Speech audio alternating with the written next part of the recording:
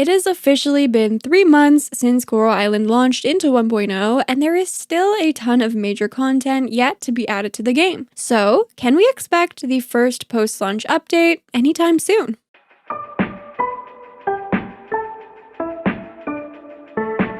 Hello friends, welcome back to my channel. I'm Sarah Sunstone, and today I'll be sharing my thoughts on what we might be able to expect for Coral Island's first big update, version 1.1. So without any further ado, let's get right into it. First up, before we look ahead, we have to reflect on what Stairway Games, the developers behind Coral Island, have accomplished since the game's 1.0 release. 13 hotfixes have been dispatched across all currently available platforms, so Steam, PlayStation, Xbox, and PC Game Pass. These hotfixes have addressed countless bugs and have introduced a large number of improvements, but of course have also resulted in additional bugs and issues being added to the mix. Now, this is to be expected. Code is complicated, and oftentimes when you fix one issue, 5 new ones appear. So this will likely be an ongoing journey across updates for the game, meaning if you're not one to be patient and understanding when it comes to these things, or would just prefer to wait for a more seamless experience, then I would recommend doing exactly that. However, from what I've seen and what I've been told from players across platforms, overall the experience is much better now by miles than it was day one at the 1.0 launch. Although the hotfixes have focused on, well, fixing things, of course, they've also introduced a few minor new features here and there. Highlights include some new animal onesies at White Flamingo clothing store, pets being able to now go outside, yay! So if you have a pet house placed outside your farm and there's clear weather, your pet will go outside and roam all around your farm. It is so precious and adorable. They'll also tell you if they're sad and need some pets, or if they're feeling happy. The team also updated bug catching to allow a cooldown on the insect's awareness meter, so if you're trying to catch a bug and you realize you're not quite going to make that catch, you can actually sneak away and try again once the meter resets. This was a feature that I loved in early access, so I'm glad to see that they reintroduced it for 1.0. So clearly the team has been busy. They've been working hard at addressing all sorts of issues across multiple different platforms, which is no easy task. And now that the product overall is a lot smoother than it was at launch, I think we might be approaching a time where we might be able to look forward to some new content for updates, not just bug fixes. Which brings us to present date and looking ahead at the next update for the game. Now, to be completely real with you guys, Stairway Games is not one to really market their game. They do communicate through their monthly developer updates, which are now bi-monthly for this year, but outside of that, they mostly share occasional artwork, share looks at players' farms, fan art of the characters, and occasional bugs and memes. So to try and predict what might be a part of their first developer update of the year, which should be coming at the end of this month, being February, it's kind of tricky to figure out what exactly they want to highlight for their game. They don't share stuff like that until it's time for the actual update. The best things we can do is look at the last developer update and their developer diaries, which they actually share most every day on their Discord server. This details what the team's working on, and although a lot of it is hard to decipher,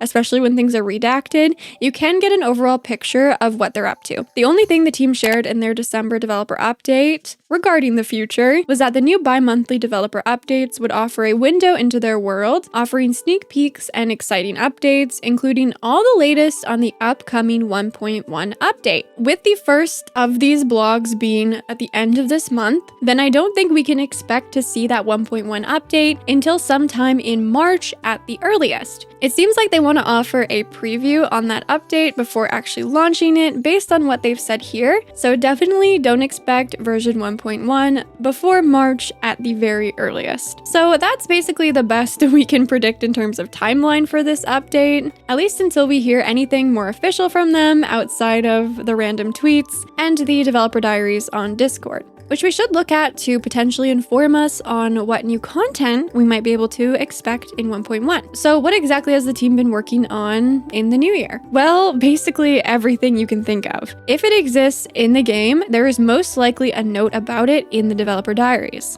Updating interiors, updating exteriors, updating scavengeables at the beach, on land, updating hard events, improving NPC animations, improving cutscenes, updating mining, like every single mechanic mechanic in the game, there's a note on it that says updating, improving, something along those lines. So it's safe to say they're working on improving basically every single thing in the game. And they've even documented concept art, which means they're starting early stages of new things, which I'm guessing would maybe be island hopping or expansions to the Merfolk Kingdom or who knows what else. The improvements they've listed that they're working on also include more practical improvements like fixing crashes and bugs, improving sound effects, improving translations and localizations. So again, if you can think about it, they're probably working on it. They're also working on new features, from new clothing for our players, new decor for our farm, new cutscenes, new NPC events, including the Merfolk, new NPC outfits, not just for our farmers. So specifically, Wataru will get seasonal outfits. There's going to be those Spooky Day NPC outfits that they're working on. So there's also lots of new features that the team is actively working on alongside everything else. And please keep in mind that Stairway is actually quite a large team. Over the years that I've been covering Coral Island, they've gone through a number of rounds of hiring new team members. They've received lots of support, not just from the Kickstarter, but also through a Epic Mega Grant. They have their publisher Humble Games as well on board. The game has been very well received and has been supported both in spirit and financially. So they've been able to expand their team quite a bit. Just from a quick count on the Stairway Games website, they have over 100 team members on the dev team, and they also have a dozen collaborators. So they have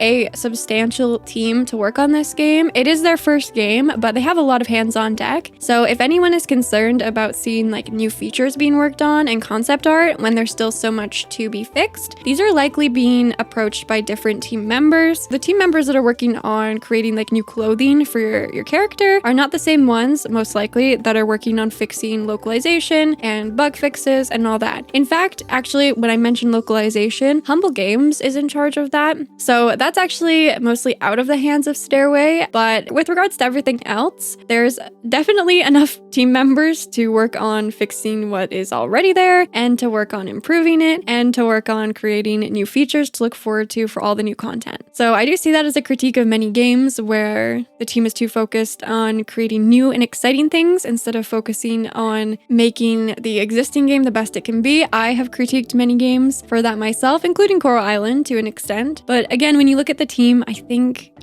they've got it covered. They're also actively working on multiplayer features, which is a very highly anticipated addition coming to the game, hopefully sometime this year, according to them. So we will just have to wait and see, but no, it's in active development. And since they're working on basically everything, how can we even predict what they're going to include in 1.1, what they're going to share at the end of this month in their developer blog? It's pretty tough to get a gauge on what their priority is for the first update post-launch, but let me give you my predictions on what I think we'll see in the February 2024 developer blog or developer update from Stairway Games. I think we will get an updated roadmap for 2024. I don't know if this is just my hope, but the team has put out several of these over the past however many years I've been covering the game, and it seems like a point right now where it would be a good time to do so. The last roadmap we got from them was showing all the content we can look forward to this year, and it wasn't laid out in any specific order, it didn't seem. So having a general block out of what main content we can expect this year and in what order is something that they might like to do to help answer a lot of the questions that they're probably getting about when to expect certain things. This roadmap would not have any dates on it or actually a specific timeline. It would just give the order of content that we can expect, and likely all completely subject to change, as have been all of their previous roadmaps. So that is my first speculation on the developer update for the end of this month. My next prediction is that they will share some new content that we can expect for the 1.1 update. Now, this is going on nothing,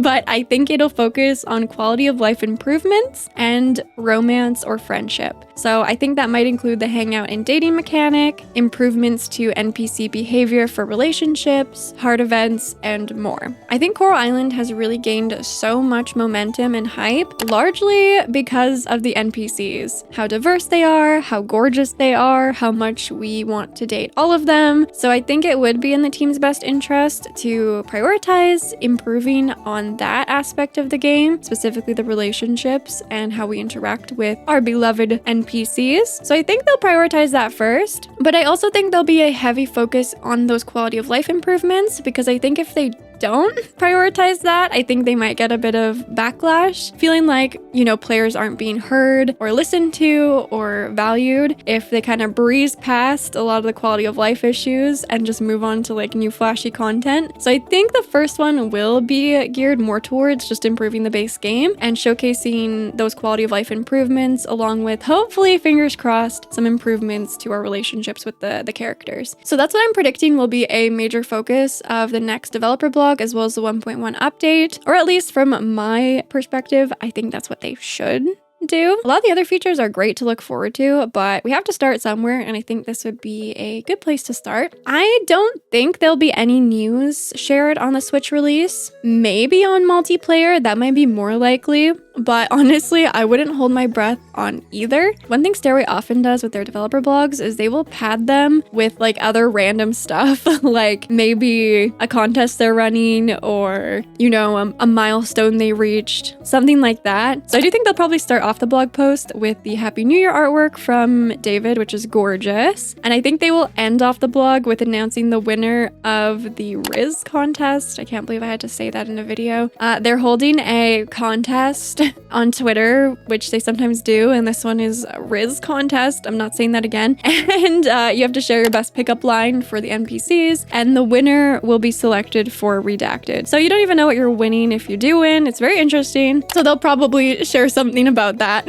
at the end of the February developer blog. I'm curious to know like what the winner is winning for sure. So other than all of that, I am hoping that they're going to address some of those hot topics within the community. I'm not adding this to my prediction because I don't think they will, because based on, again, my experience following the game's development over the last several years, they wouldn't normally. But if they want to change pace, new year, new line of communication, they could definitely address those hot topics and make sure the community feels heard, although this is not at all required or expected from a very busy, hardworking team of developers. So there you have it, friends. That was a little bit of a roundup on what it seems like the team's working on, maybe what we can expect for the next developer update, as well as the first post-launch update to the game. Let me know down in the comments what you would like to see the focus of Coral Island version 1.1 being. Do you agree with me that you'd like it to be focused on quality of life improvements and perhaps friendship and romance? Or do you have something else that you think really needs to be prioritized? Maybe you just want the main story to be complete. Maybe you really want the merfolk and kingdom to be prioritized. Maybe you're just enjoying the game as is and you don't really care what it is that's next, you're just excited. Anything and everything, I always love hearing from you. Please go ahead and shine the lovely like button if, regardless of your expectations, you are excited for the future of Coral Island, just like I am. And with all that being said, thank you so much for watching. I love you all, and until next time, take care. And a very special thanks to Paul, Meredith, Janelle, Teresa, Ember, Formotus, Tansy, Becca, Anime Lover, Jack, Janes, Cisco, Phoebe, Dragonfay, Blossom, It's Me, Andrea, Salvador, Daniel, Dominique, Cricket, Tina, Steffi, Kelly, Cheese, Kayla, Fabiola, Kicknell, Alyssa, Floras, Arnica, Grey Ghost, Valley Wolf, Danny, Kelly, Carrie, and Claus, my beautiful gemstone members. I love you all very much, and thank you so much for the extra support on the channel, which really helps to make everything I do possible and means the world to me.